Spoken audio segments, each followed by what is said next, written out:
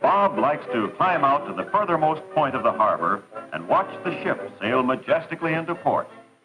A large harbor is an exciting place as the huge ships come and go with their cargoes from foreign lands. From the Orient, they bring such things as coconut, tea, rattan furniture, and Japanese toys. And today, a ship of wild animals will arrive. Trains are on hand at the docks to carry the cargo to inland points.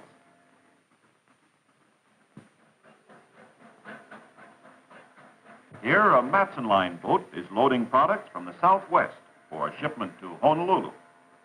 They buy the kinds of things an island country needs for its homes, farms, and businesses. The longshoremen are loading the ship in all 5 hatches at the same time. In the front hatch, lumber, and the next hatch, canned goods like Crisco.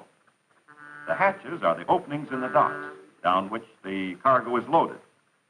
It has been raining, and the hatch covers are still in place. A Pinkerton guard stands at the gangplank and will not let anyone board the ship without permission. Bob is lucky because Mr. Turner, the warehouse manager, is a friend of his and has promised to take him on board to see the loading. Men at sea take pride in their ship and keep it spotlessly clean. The size of a ship is generally told by tons. This is a fine, large freighter, and when loaded would weigh 14,000 tons. From the bridge deck, they have a fine view of the loading.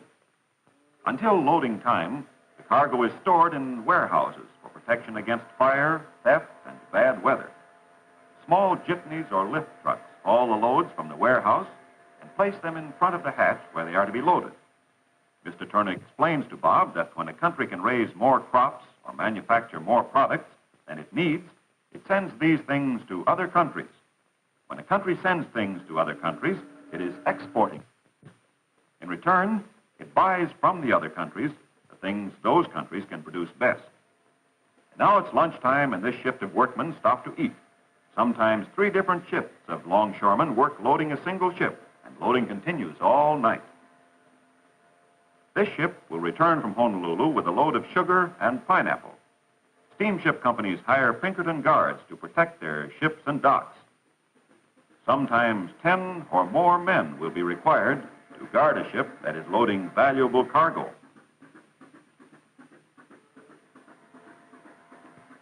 Bob thanks Mr. Turner and the guard, and with a last look at the beautiful ship, makes his way carefully across the busy pier.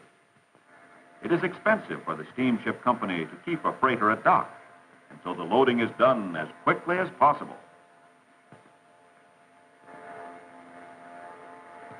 Further down the dock, piles of rock salt are stored temporarily, waiting shipment to Japan. Trains brought the salt from the rock salt mines, and the government bought the salt for a shipment to Japan. The Japanese use a lot of salt for curing and pickling their fish, and they also refine it for table salt. The tractor shovels, called skipjacks, scoop up the salt, and the trucks carry the salt to the ship to be loaded. Bob asks if he can take some home to show his family. He thanks the men and goes on his way. Further down the dock, the President Grant lies at anchor. She just arrived from the Orient with an exciting cargo of wild animals. In fact, the first wild animals that have been imported from Siam in 8 years. Bob admires the beautiful sweep of the bow of the ship. She is about 500 feet long and 70 feet wide. The President boats belong to the American President Line. Every 2 weeks, ships from this line leave for a trip around the world. They carry both freight and passengers. Mr. Chapman shows Bob the list of animals that are due to arrive. 2,500 animals, birds, and snakes from Siam. Mr. Chapman is a checker for the steamship company and keeps track of each load of animals to be sure the correct number arrive. a crate of honey bears. The bears are tame, and Mr. Chapman plays with them through the bars. Honey bears come from Asia and Australia. Ocean trips are hard on animals as they get sick at sea. On this trip, they lost 20 monkeys, 6 apes, and 100 birds, and 1 elephant died of pneumonia. Bob asks who bought the animals. Some will go to zoos, some to circuses, and some to the companies that buy and sell wild animals. Chico was the pet of the ship and attached herself to one of the ship's officers. She likes to cuddle up close and be petted. Chico is almost human.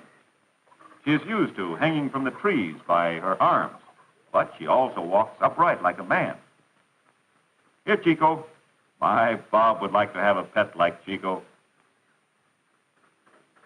The steamship company felt that people would enjoy seeing them unload the animals, so they invited important people to be their guests and planned a celebration. This way, they advertised their ships. The guests crowd around the hatch and watch the men try to make the elephants walk into the unloading crates. Bob thinks this is a lot of fun. This way, Sambo. In you go. Now fast, close the door. And up comes Sambo to get his first view of this country. Cameras flash, and the guests walk over to the rail to see Sambo land gently on the dock. The steamship company has invited Sabu, the elephant boy, and 2 actresses to welcome the elephants. It's all fun and will mean publicity for the steamship company. All the newspapers have sent reporters, for this event is unusual and funny and will have news value.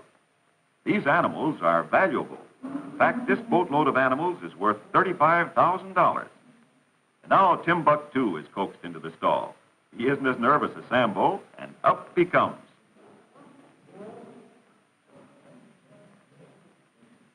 Timbuktu carries his trunk with him when traveling. He is a valuable elephant and will sell for $4,000.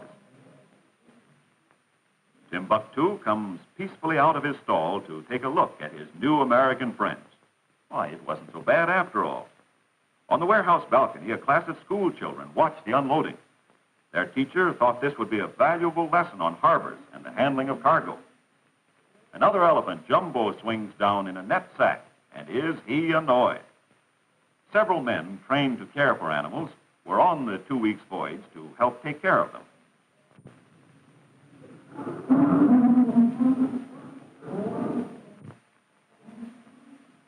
The elephants seem relieved to have their feet on solid ground and are glad to pose with Sabu and the actresses for the photographers. The newspaper men quickly take their pictures. Each man tries to get the best story for his paper.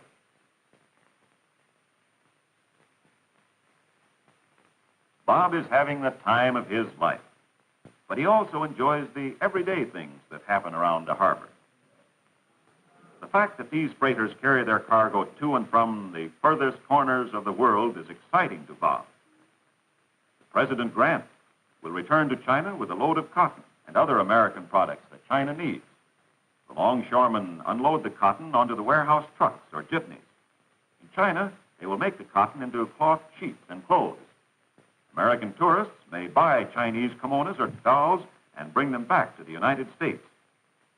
Thus, the finished products made from this cotton may come back to the United States. Bob asks for a sample of the raw cotton to show his family. The men like Bob because he asks intelligent questions and always wants to learn more. Today, Bob has learned a lot about how goods are shipped to foreign lands. He knows about exports and imports and how each country raises the things it can raise best and cheapest. Now it's time to go home. Bob whistles, and out comes the entire family to hear the news. They think Bob was very lucky to visit the wild animal ship. Bob's pockets have many treasures. Look, Holly, they were sending cotton like this to China. It is in its rough state, just the way it was picked from the plant. This port ships cotton grown in California and Arizona And they even send it here from northern Mexico to be shipped to the Orient.